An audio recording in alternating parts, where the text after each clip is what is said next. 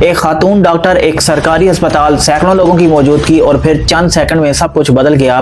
لیکن اصل کہانی صرف ایک ایسڈ اٹیک کی نہیں، اصل سوال یہ ہے کہ یہ سب ہونے ہی کیسے دیا گیا۔ اگر ایک ڈاکٹر اپنے ہی ورک پلیس میں محفوظ نہیں تو پھر ایک طالبہ، ایک ٹیچر، ایک آفس ورکر یا پبلک ٹرانسپورٹ میں سفر کرنے والی عام خاتون کتنی محفوظ ہے؟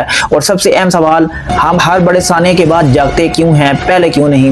السلام علیکم، میں ہوں محسن، آپ دیکھ رہے ہیں رائز ود محسن، جہاں ہم صرف نیوز نہیں بلکہ ہر واقعے کے پیچھے موجود ریئلٹی، فیکٹس اور وہ لیسن ڈسکس کرتے ہیں جو پورے معاشرے کے لیے ضروری ہوتے ہیں۔ ڈاکٹر مانور ناصر ایک پروفیشنل، ڈیڈیکیٹڈ اور محنتی ڈاکٹر جو کوئٹہ کے سول ہسپتال میں اپنی سروسز سر انجام دے رہی تھی، لیکن اچانک ایک ایسا اٹیک ہوا جس نے پورے پاکستان کو شاک میں مبتلا کر دیا۔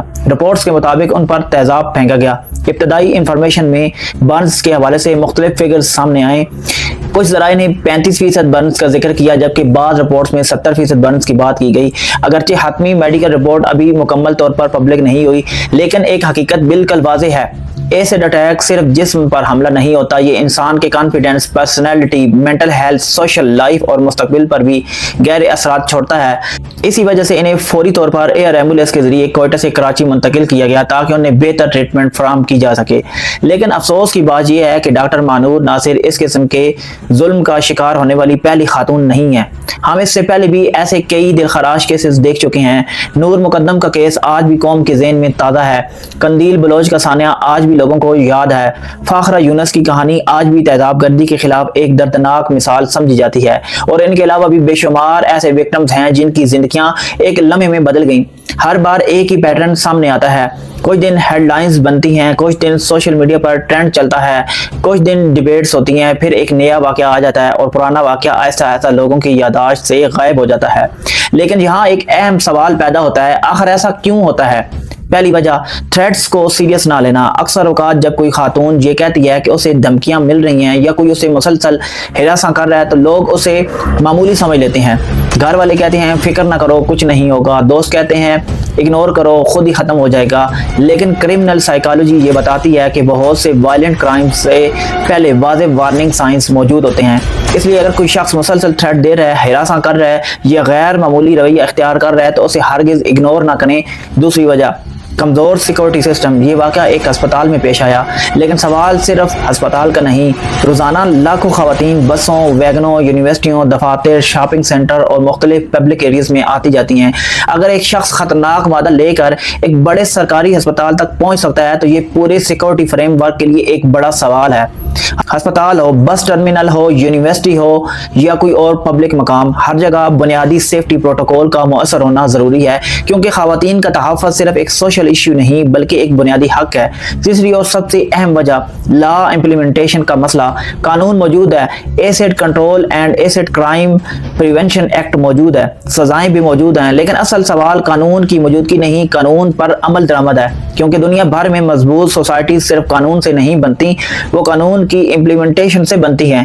جب لوگوں کو یقین ہوتا ہے کہ جرم کے بعد فوری انویسٹیگیشن ہوگی، شفاف ٹرائل ہوگا اور سزا یقینی ہوگی، تب جرائم میں نمایاں کمی آتی ہے۔ اب اطلاعات یہ بتاتی ہیں کہ اس کیس کے مرکزی ملزم کے بارے میں کہا جا رہا ہے کہ وہ پولیس انکاؤنٹر میں ہلاک ہو گیا، لیکن یہاں ایک اہم نقطہ موجود ہے، معاشرے میں اصل ڈیٹرنس صرف ایک شخص کے ختم ہو جانے سے پیدا نہیں ہوتی، بلکہ اس وقت پیدا ہوتی ہے جب پورا لیگل پروسیس عوام کے سامنے آئے، جب انویسٹیگیشن ہو، جب حقائق سامنے آئیں، جب محرکات سامنے آئیں، جب ٹرائل ہو اور جب قانون کے مطابق سزا سنائی جائے، کیونکہ یہی چیز دوسروں کے لیے ایک واضح میسج بنتی ہے جرم کا انجام کیا ہوتا ہے۔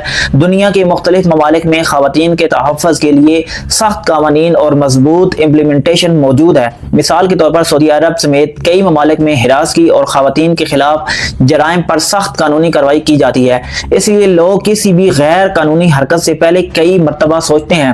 اصل سبق کسی ایک ملک کی مثال دینا نہیں، اصل سبق یہ کہ جہاں قانون کی عملداری مضبوط ہو وہاں جرائم کی حوصلہ شکنی ہوتی ہے۔ آج ضرورت صرف انصاف کی نہیں بلکہ پریونشن کی بھی ہے۔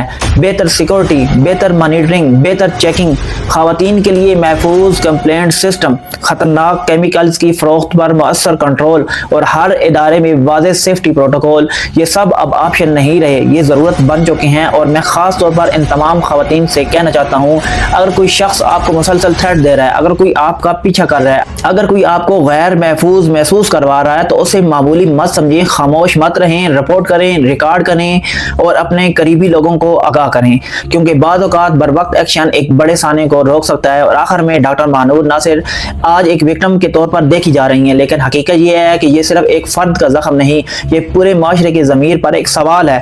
کیا ہم اس واقعے سے کوئی لیسن سیکھ سکیں گے، یا چند دن بعد ایک نئی ہیڈ لائن آئے گی اور ہم سب کچھ بھول جائیں گے؟ کیونکہ حقیقت یہ ہے کہ معاشرے حادثات سے نہیں بدلتے، معاشرے اویئرنیس، اکاؤنٹیبلٹی، جسٹس اور ایکشن سے بدلتے ہیں۔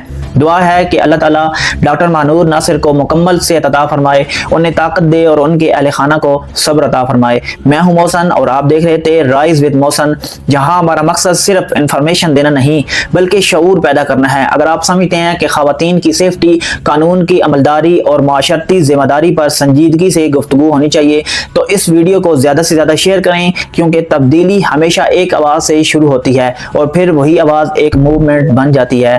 اللہ حافظ۔